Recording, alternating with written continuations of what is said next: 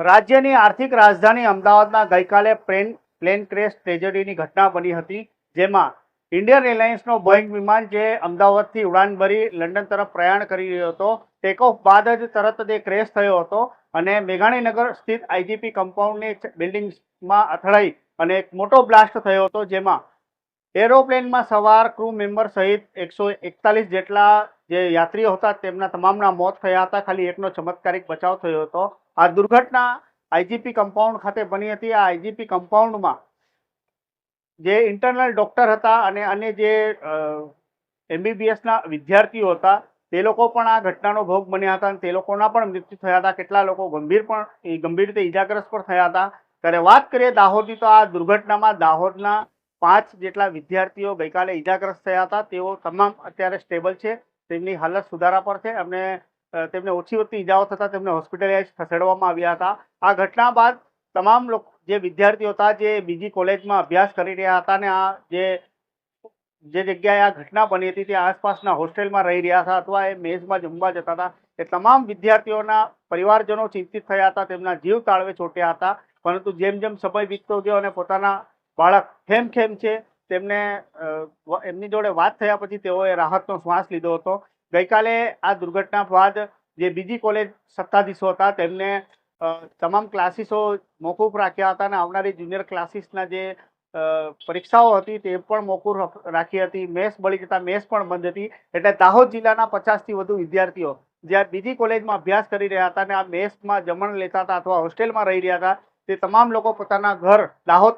તરફ પરત ફરી રહ્યા હતા. ત્યારે દાહોદના બસ સ્ટેશન પર આજે દાહોદના 9 વિદ્યાર્થીઓ ઘરે પરત આવ્યા હતા. બસમાં ઉતરતાની સાથે આ તસવીરો આપ જોઈ લો, અશ્રુધારા વહી હતી, હરખના આંસુ નીકળી પડ્યા હતા. જ્યારે વિદ્યાર્થી બસમાંથી ઉતર્યા અને તેના મા બાપે હરખ સાથે તેમને ભેટી પડ્યા હતા. તેમના દીકરાને હેમખેમ જોઈ તેમના આંસુ રોકાયા ન હતા અને અશ્રુધારા વહી હતી. આ ઘટનાના પગલે નજરે જોનાર જે વિદ્યાર્થી હતા જેમને આ સમગ્ર ભયંકર ઘટના પોતે નિહાળી હતી અથવા ત્યારબાદની જે ત્રાસની બાદની જે પરિસ્થિતિ હતી તેનો સામનો કર્યો હતો, લોકોને હોસ્પિટલાઇઝ કર્યા હતા, તે પૈકીના વિદ્યાર્થી વૈભવ ધાનકાનું શું કહેવું હતું જોઈશું આ રિપોર્ટમાં.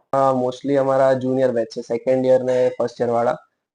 અમારી બેચ વાળા કાલે થોડા આયા, આજે અમે આયા અને હવે કાલ સુધી આવશે. એટલે જુનિયરમાં તો એક્ઝામ્સ હતી એ પોસ્ટપોન થઈ ગઈ અને મેજર એ છે કે આખી મેસ જ બંધ છે હવે, કેમ કે મેસ પર જ પડ્યું છે.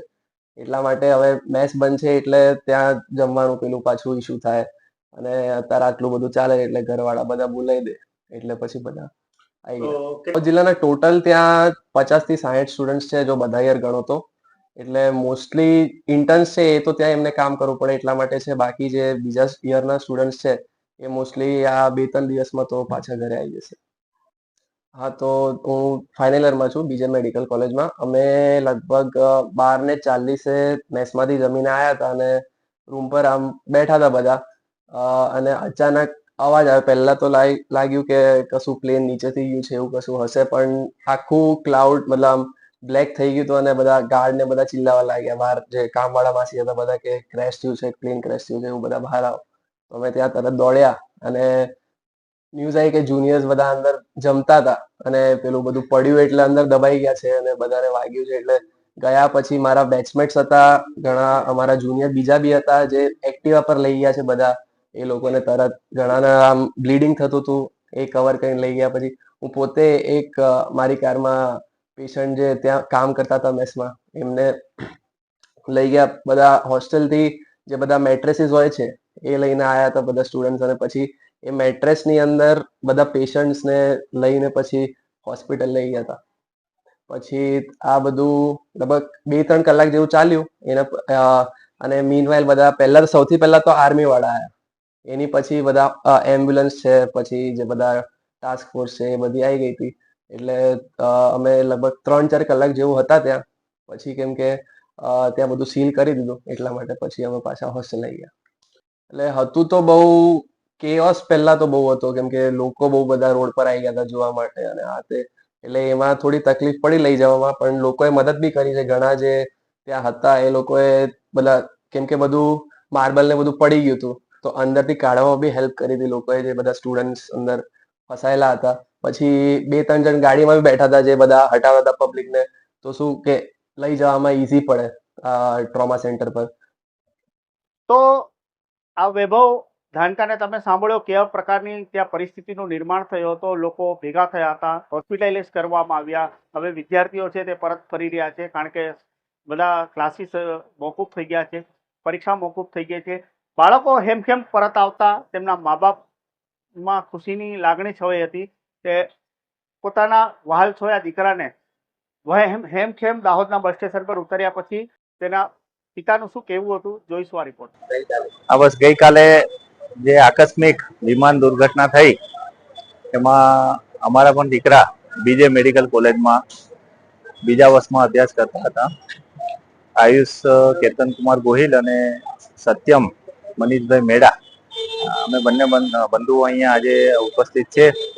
એ અમારા બંને દીકરાઓ અને સાથે અહીંના દાહોદના અન્ય પણ બીજા 4-5 જે વિદ્યાર્થીઓ ત્યાં અભ્યાસ કરતા હતા, એ બધા જ સાથે મળીને ત્યાં બનેલી આ જે કુદરતી અને આકસ્મિક જે દુર્ઘટનાના કારણે બહુ મોટા પ્રમાણમાં વિનાશકારી જાનહાનિ અને એમની બીજે મેડિકલ કોલેજની જે મેચ છે એ પૂર્ણતઃ આમ ધ્વસ્ત મુદ્રાની અંદર થતા બાળકો આ ઘટનાને જોઈને હેબતાઈ ગયેલા. અને અમારા જે બાળકો છે સુરક્ષિત હેમખેમ ભગવાનની એક કૃપા અને કરુણા ગણી શકાય કે એમને કોઈ પણ પ્રકારનો ઈજા ન થતા તંદુરસ્ત અને સારી સ્થિતિમાં અહીંયા હેમખેમ આજે દાહોદના સ્ટેશન ઉપર પહોંચેલ છે.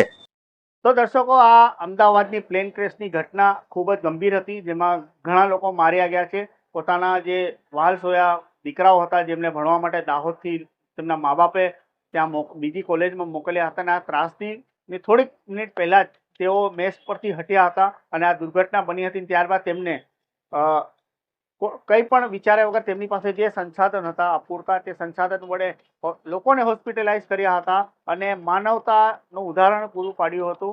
એટલે આ વિદ્યાર્થીઓને સલામ છે, તેની હિંમતને સલામ છે. તેમને આવી કટોકટીની પરિસ્થિતિમાં એકબીજાને મદદરૂપ થયા, તે એક ગૌરવનીય બાબત છે, સરાહનીય બાબત છે. હાલ આ દાહોદ જિલ્લામાં જે 50 વિદ્યાર્થીઓ પરત ફરવાના છે, જે પૈકી આજે દાહોદમાં 9 વિદ્યાર્થીઓ પરત ફર્યા છે. થોડા ઘણા ગઈકાલે પરત ફર્યા હતા, આવતીકાલે પણ દાહોદ આવશે. એટલે એમ કરીને કહી શકાય કે દાહોદના 50 થી વધુ વિદ્યાર્થીઓ જે ત્યાં અમદાવાદ ભણી રહ્યા હતા તે હવે દાહોદ પરત આવી રહ્યા છે અને તેના પરિવારજનો પણ ખુશીની લાગણી છે. વિડીયોને લઈને તમે કોમેન્ટ બોક્સમાં જણાવી શકો છો. ચેનલ પર નવા હો તો સબસ્ક્રાઇબ કરવાનું ના ભૂલતા. ધન્યવાદ.